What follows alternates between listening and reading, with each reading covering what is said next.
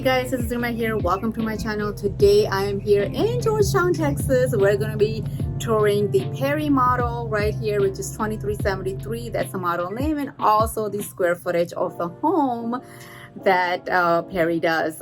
That's how they name their model homes, is based on their square footages. This one is a beautiful layout, open layout. One thing that I love about this model is the sliding doors. They makes the space very open, lots of light coming in.